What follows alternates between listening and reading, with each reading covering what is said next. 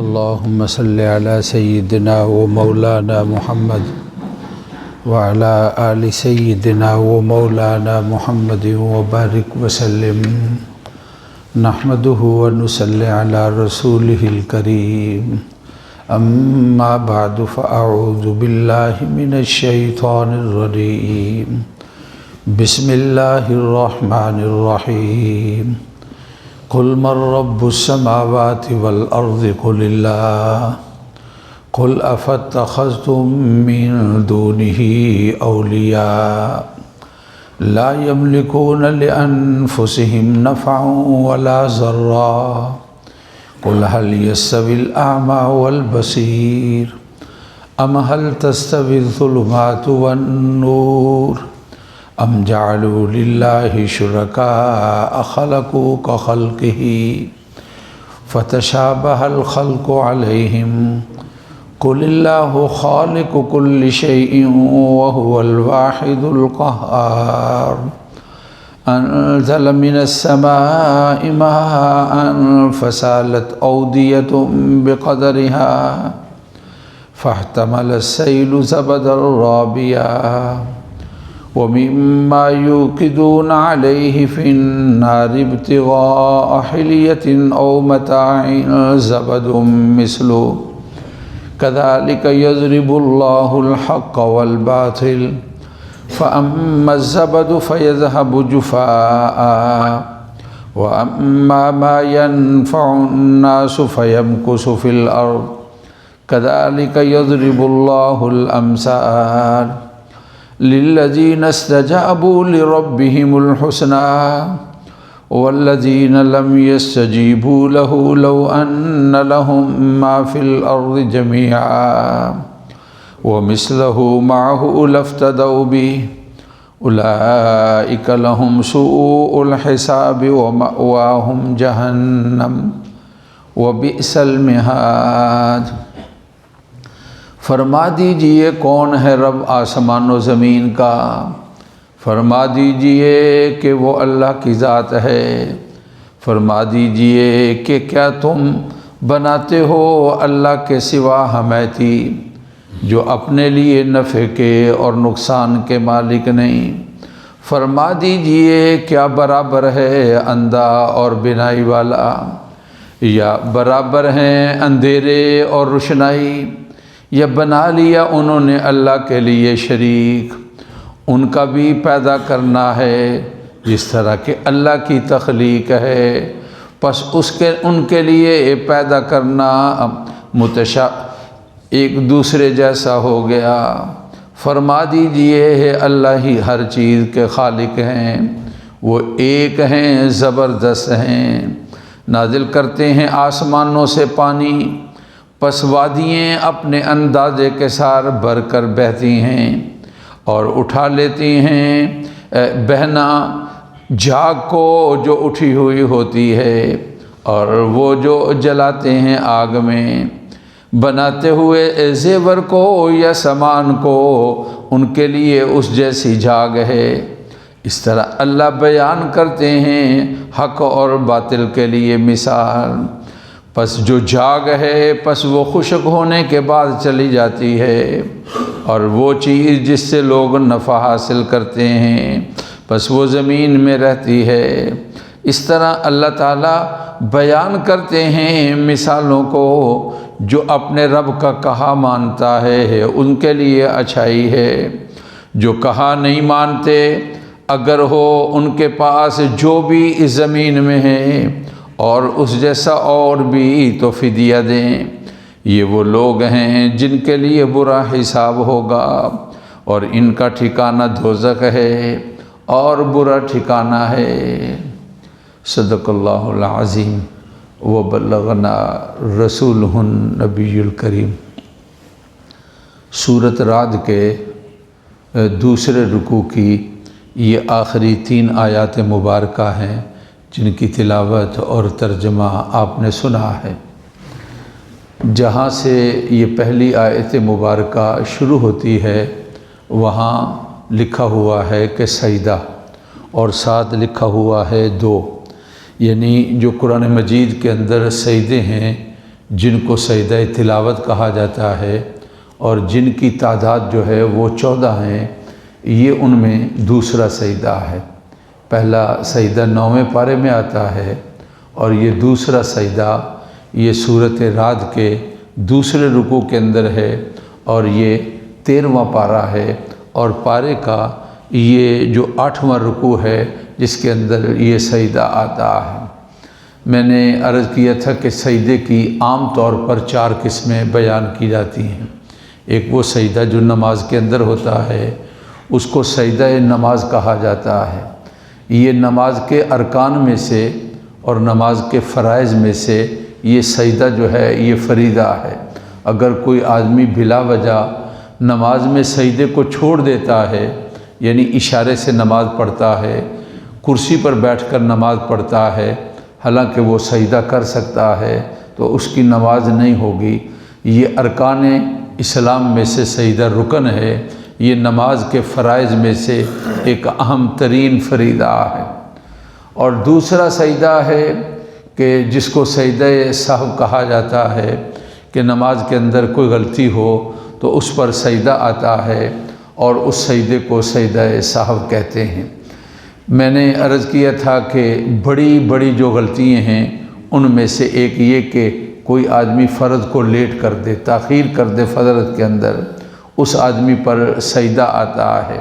اس کی مثال میں نے یہ دی تھی کہ کوئی آدمی 2 رکعت پڑھی ہیں یا 1 رکعت پڑھی ہیں، 1 رکعت پڑھنے کے بعد جب آدمی سجدے سے اٹھتا ہے تو اس کو پھر آگے کھڑا ہو جانا چاہیے، لیکن اگر کوئی آدمی بیٹھ جائے، سمجھے کہ میری دوسری رکعت ہے، حالانکہ اس کی 1 رکعت ہوئی تھی، اتنا اس نے پڑھ لیا التحیات للہ والصلوات والطیبات، اگر اتنا پڑھ لیا یا اتنا پڑھنے کی مقدار میں وہ بیٹھا رہا تو گویا کہ اس نے دوسری رکعت کے لیے کھڑا ہونا تھا، اس کو لیٹ کر دیا، اس آدمی کے اوپر سجدہ سہو آئے گا۔ نماز کا کوئی واجب ہے، اگر کوئی آدمی واجب کو چھوڑ دے تو اس کی وجہ سے سجدہ سہو آتا ہے۔ مثال کے طور پر وطروں کے اندر قنوت پڑھنا، جس کو قنوت نازلہ، قنوت وطر کہا جاتا ہے، یہ واجب ہے۔ اگر کوئی آدمی بھول جائے اور دعائے قنوت نہ پڑھ سکے تو اس کے ذمے سجدہ تلاوت ہے، اس کے اوپر سجدہ سہو آتا ہے۔ اور اسی طرح اگر کسی واجب کا تکرار کر دے، 2 دفعہ 1 رکعت کے اندر واجب کو ادا کر دے، سورۃ فاتحہ نماز کے اندر واجب ہے۔ جب کوئی آدمی اکیلا نماز پڑھتا ہے یا امام صاحب ہیں، ان کے لیے سورۃ فاتحہ قرآن کا پڑھنا فرض ہے اور سورۃ فاتحہ کا پڑھنا واجب ہے۔ اگر کوئی آدمی سورۃ فاتحہ آدھی سے زیادہ پڑھ لیتا ہے اور پھر اس کے بعد وہ سورۃ فاتحہ جو ہے اس کو دوبارہ شروع کر دیتا ہے تو اس طرح یہ واجب کا تکرار ہو جائے گا اور اس کی وجہ سے اس کے اوپر سجدہ سہو آئے گا۔ سجدہ سہو کا طریقہ یہ ہے، جب آخر میں التحیات بیٹھتا ہے تو عبدہ و رسول تک التحیات کی تلاوت ہے اور دائیں طرف سلام پھیرے گا اور پھر اللہ اکبر کہہ کر سجدے میں چلے جائے گا، اور پھر سبحان ربی الاعلی 3 دفعہ تلاوت، پھر اللہ اکبر کہہ کر بیٹھے گا اور پھر اس کے بعد سجدے میں جائے گا، سبحان ربی الاعلی 3 دفعہ تلاوت، اور پھر سارا شروع سے آخر تک التحیات کی تلاوت کر کے سلام پھیرے گا۔ اس کو سجدہ سہو کہا جاتا ہے۔ اگر کوئی آدمی بھول سے دونوں طرف سلام پھیر لے تو تب بھی سجدہ سہو ادا ہو جائے گا، اور یعنی جو سجدہ سہو ایک طرف سلام پھیرنی تھی اور اس نے دونوں طرف سلام پھیر لی اور پھر اس کے بعد سجدہ سہو کیا اور پھر التحیات ساری پڑھ لی تو اس طرح اس کی نماز ہو جائے گی۔ یہ تیسری، یہ ایک سجدہ نماز ہو گیا اور ایک سجدہ سہو ہو گیا، اور یہ سجدہ تلاوت جس کا میں نے تذکرہ کیا قرآن مجید کے اندر 14 ہیں، اور دوسرا سجدہ یہاں سورۃ رعد کے دوسرے رکوع کے اندر ہے، اور پہلا سجدہ سورۃ اعراف کے آخر کے اندر ہے، جہاں سورۃ انفال شروع ہوتی ہے تو اس سے پہلے یہ سجدہ آتا ہے، یہ 9ویں پارے کے اندر ہے، یہ قرآن مجید کا پہلا سجدہ ہے، اس کو سجدہ تلاوت کہا جاتا ہے۔ رسول پاک صلی اللہ علیہ وسلم نے جب ان مقام پر پہنچے تلاوت کرتے ہوئے تو آپ نے سجدہ تلاوت کیا۔ اس کا طریقہ یہ ہے کہ آدمی کے لیے سجدے کے وقت باوضو نماز والی ساری شرائط ہیں، باوضو ہونا چاہیے، قبلہ رخ ہونا چاہیے، اور پھر اس کے بعد وہ جو جگہ ہے وہ بھی پاک ہونی چاہیے اور وہاں پر سجدہ کرے۔ سجدہ کرنے کے لیے کھڑے ہونا ضروری نہیں، بیٹھے ہوئے قبلہ رخ ہو جائے سجدہ کر لے تب ٹھیک ہے، اور اگر کھڑا ہوتا ہے اور پھر اللہ اکبر کہتا ہے اور سجدے میں چلا جاتا ہے اور پھر اس کے بعد اللہ اکبر کہہ کر اب کھڑا ہونے کی ضرورت نہیں، اگر وہیں بیٹھے تلاوت کر رہے ہیں تو ساتھ ہی بیٹھ جائیں اور اپنی تلاوت کا سلسلہ جاری رکھیں۔ یہ سجدہ تلاوت جو ہے اس کا طریقہ ہے۔ اس کے آخر کے اندر جب اٹھتے ہیں تو سلام پھیرنے کی ضرورت نہیں، بس تلاوت کا سجدہ ہو گیا تو اس کے ساتھ اس کی ادائیگی مکمل ہو گئی۔ چوتھی قسم ہے ایک سجدے کی، اس کو سجدہ شکر کہا جاتا ہے۔ کسی خوشی کے موقع پر آدمی وہیں پر سجدے میں گر جاتا ہے اور پھر اللہ کی بڑائی کو، یہ در حقیقت اشارہ اس طرف ہوتا ہے میرے اللہ میری طاقت نہیں تھی، آپ نے مجھے یہ ہمت دی، حوصلہ دیا، قوت دی، اور آپ کی یہ عنایت کی وجہ سے مجھ سے یہ کام ہوا ہے، تو اس کو سجدہ شکر کہا جاتا ہے۔ جس طرح کے کھلاڑی لوگ جو ہیں وہ سجدہ کرتے ہیں، یا ویسے کوئی نماز ختم کی اور پھر اس کے بعد آدمی سجدے میں چلا گیا اور وہاں پر اپنی دعائیں اپنے اللہ تعالیٰ کے سامنے پیش کرتا ہے اور اللہ تعالیٰ کا شکر ادا کرتا ہے، اس کو سجدہ شکر کہا جاتا ہے۔ اس سجدے کے لیے مسجد کا ہونا ضروری نہیں، اس سجدے کے لیے قبلہ رخ ہونا ضروری نہیں، اس سجدے کے لیے باوضو ہونا ضروری نہیں۔ یہ ایک قسم کی دعا ہے، جس طرح کے دعا ہر رخ پر آدمی کر سکتا ہے، جس طرح کے دعا جو ہے ہر حالت کے اندر آدمی کر سکتا ہے، اس طرح یہ بھی آدمی سجدہ شکر ادا کر سکتا ہے۔ البتہ اگر ممکن ہو قبلہ رخ ہونا تو پھر اس کو ترجیح ہے کہ قبلہ رخ ہو جائے اور پھر اس کے بعد سجدہ جو ہے کرے اور اس کے اندر اپنے اللہ کی بڑائی کا تذکرہ کرے۔ بہرحال یہ جو آیت مبارکہ جہاں ہم شروع کی ہے، اس سے پہلے سجدہ لکھا ہوا ہے، یہ سجدہ تلاوت ہے۔ سجدہ تلاوت والی آیت ایک جگہ پر کئی دفعہ پڑھی جائے اور اس کو کئی دفعہ سنا جائے تو ایک ہی سجدہ اس محفل کے اندر جب اس کی تلاوت ہوئی اس طرح ایک ہی سجدہ آئے گا۔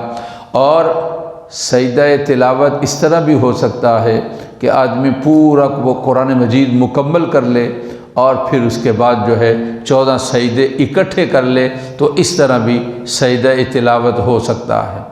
اس لیے کہ حفاظ کرام بعض دفعہ چلتے پھرتے ہوئے قرآن مجید کی تلاوت کرتے ہیں اور اس کے ساتھ آیات سجدہ بھی تلاوت ہو جاتی ہے۔